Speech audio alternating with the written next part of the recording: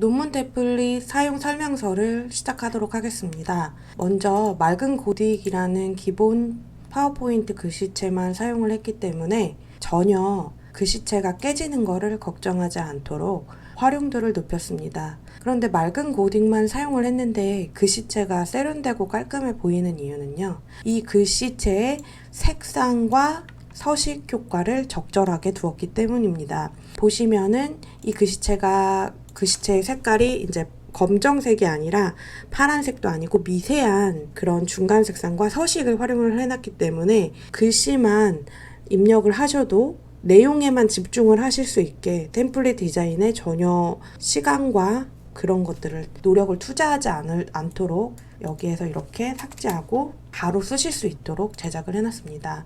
먼저 표지는 이렇게 4가지 버전으로 만들어 두었습니다. 표지는 이렇게 4가지 버전이기 때문에 마음에 드는 거를 무난하게 활용을 하시면 되고요. 여기에 제목을, 글씨를 쓰거나 바꿔서 사용을 할 수 있도록 해놨습니다. 또 이제 목차 같은 경우에도 여기에 이제 가장 세련되게 서식을 다 해놨기 때문에 이제 이거를 지우고 쓰시면 되는데 가장 기본적인 논문에 들어가는 목차를 넣어놨어요. 근데 여기서 설명을 하나 드리자면 이제 학사랑 석사랑 박사의 경우에 그 논문 발표 시간이 달라지기 때문에 연구 방법이나 연구 결과에 좀 중점을 줘서 설명을 많이 하는 게 중요하지 이론적 배경 같은 거 부분에서 이 파트에서 너무 많은 설명을 많이 안 하셨으면 좋겠습니다. 짧게 하고 넘어갔으면 좋겠습니다. 어차피 논문 전체에 모든 자료가 있는데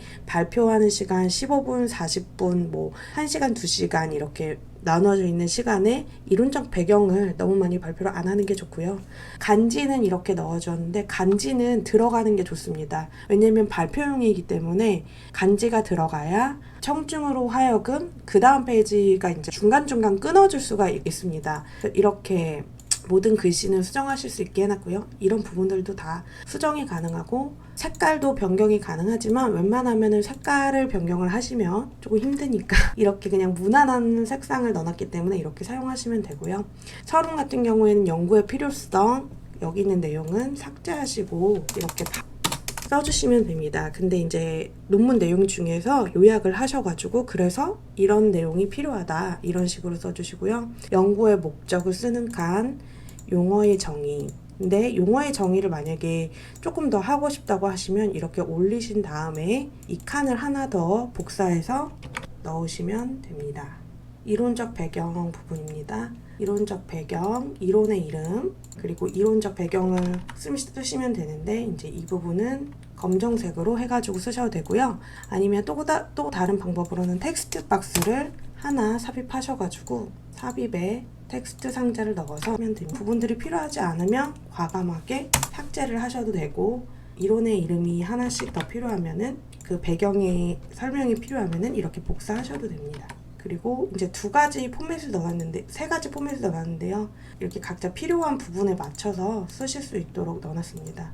연구 방법입니다. 그 연구 방법은 연구의 설계, 연구의 대상, 여기 있는 글씨를 다 수정해서 최대한 빠른 시간에 활용을 할 수 있도록 해놨고요. 연구의 도구 써주시면 되고요. 이런 부분들은 다 이렇게 조정이 가능하고 이 아이콘도 삭제가 가능합니다. 연구의 결과, 만약에 여기에 다른 파트를 넣고 싶으시면은 다른 파트를 더 추가하셔도 됩니다. 가장 노멀하게 진행되는 순서로 제작을 기획을 하였습니다. 연구의 결과는 대상자의 일반적 특성 해가지고 여기 통계 자료를 다 넣을 수 있도록 해놨는데요. 더블 클릭을 하게 되면 이렇게 색상도 바꿀 수 있고요.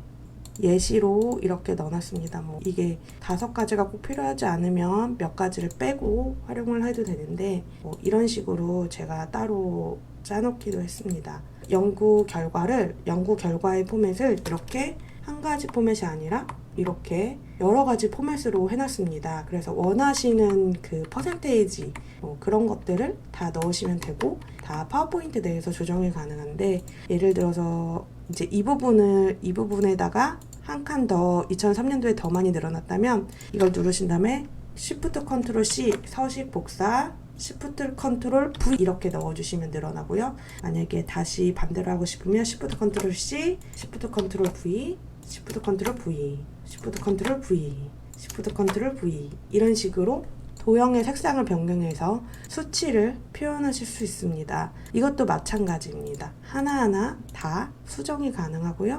아까 말씀한 컨트롤 시프트 C, 컨트롤 시프트 V를 활용을 해서 연구 결과를 표현하실 수 있습니다. 또 이제 이쪽으로 늘어놓게 컨트롤 G를 하셔가지고 전체 내용을 복사, 줄여주시고 그룹을 풀어주신 다음에 하나 더 복사해서 한 가지 항목을 더 추가를 하실 수도 있습니다.